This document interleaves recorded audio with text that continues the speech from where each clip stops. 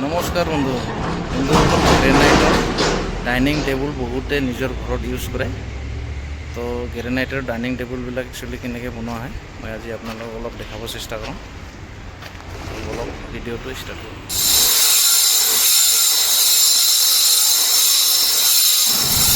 তো বন্ধুসকল এইখন বৰ্তমান বনাই আছে গ্ৰেনাইটৰ ডাইনিং টেবুল। তো এইফালে একদম ধূলা উৰি আছে।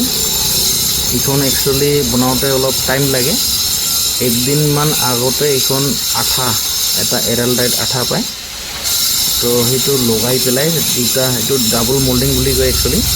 ইয়াতে তলত টুকুৰা কৰি পেলাই গ্ৰেনাইটটো জইন লগাই থৈ দিয়ে আঠা মাৰি পেলাই। তো এইটো শুকাওঁতে একদিনমান লাগে। তো একদিন আগতে সেইটো কাটি পেলাই আঠা মাৰি পেলাই ৰাখি দিব লাগে। তাতে এৰালডাইট আৰু প্লাষ্টিক এটা আঠা পায়, সেইটো দি পেলাই এইফালেদি আমাৰ ট্ৰেইন চলি আছে। এইফালে ট্ৰেইন যাই আছে, একদম ধুনীয়া নাজাৰা হয়। আৰু এইফালে বনাই আছে গ্ৰেনাইটৰ ডাইনিং টেবুলটো। তো এনেকৈ আঠা দি পেলাই থোৱাৰ পিছত নেক্সট দিনা যেতিয়া শুকাই যায় তেতিয়া এইটো এনেকৈ ব্লেড দি পেলাই ঘঁহি এইবিলাক বনোৱা হয়। আৰু ইয়াত ঘৰতে বহুত ভেৰাইটিৰ ইয়াতে ব্লেড লাগে, 2-3 টাইপৰ আঠা লাগে। ব্লেডৰ একদম 4-5 টাইপৰ ব্লেড আহে ইয়াতে। সেইবিলাক ইউজ কৰি পেলাই এইটো মল্ডিং কৰা হয়। ইয়াৰ মাজত একচুৱেলি আৰু এটা মল্ডিং বিট সোমাই দিব পাৰে। তো আমি এইখন এনেকৈ সোমাই দিয়া নাই, তো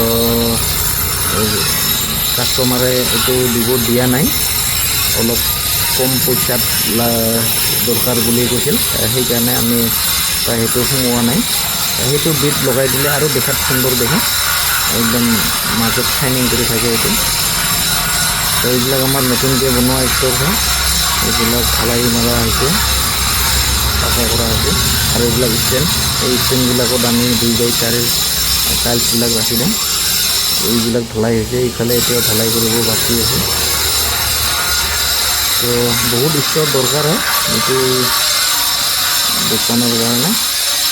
বহুত ডাঙৰ জেগা লাগে, বহুত ষ্ট'ৰ দৰকাৰ হয়, বহুত জেগা দৰকাৰ হয়।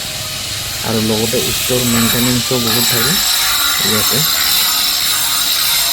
এইবিলাক চাফা কৰাৰ পিছত এতিয়া আৰু ৰখা হ'ব ইয়াতে টাইলছবিলাক।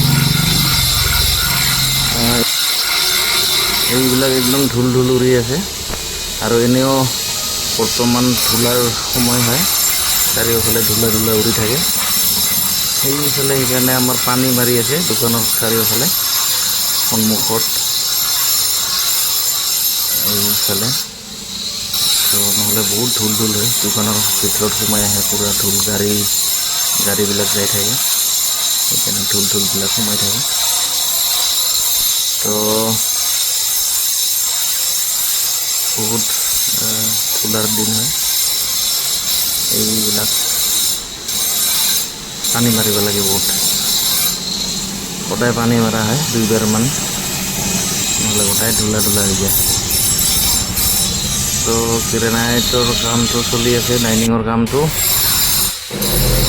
এইফালে আমাৰ নতুন ষ্ট'ৰটোত অলপ পানী মাৰি আছে, কাৰণ এইটো নতুনকৈ ঢালাই কৰা হৈছে, সেইকাৰণে পানী খুৱাব লাগে। তো ইয়াতে পানী দিয়া কাম চলি আছে। এইফালেও একদম এইবিলাক গ্ৰেনাইট হয়, আপোনালোকে এই গ্ৰেনাইটবিলাকৰে টেবুল বনাব পাৰে। বহুত ভেৰাইটি কালাৰত আছে। তো কাৰোবাক যদি গ্ৰেনাইটৰ টেবুল বনাব লাগে তাহলে আমাৰ লগত কণ্টেক্ট কৰিলে হ'ল। কনকলতা এণ্টাৰপ্ৰাইজ, চিভিল হস্পিটেলৰ ওচৰত বঙাইগাঁও। একদম ধুনীয়া ডাইনিং টেবুল বনাই দিয়া যাব।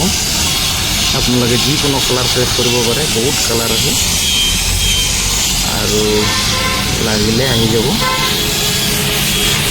আৰু লগতে ইয়াৰ ডিজাইনবিলাকো নিজে চইচ কৰিব পাৰে, কৰ্নাৰবিলাক ৰাউণ্ড ডিজাইনো কৰিব পাৰে, আৰু বিট লগাব পাৰে ভিতৰত মল্ডিং বিট। তো আজিৰ ভিডিঅ'টো ইমানে, ধন্যবাদ।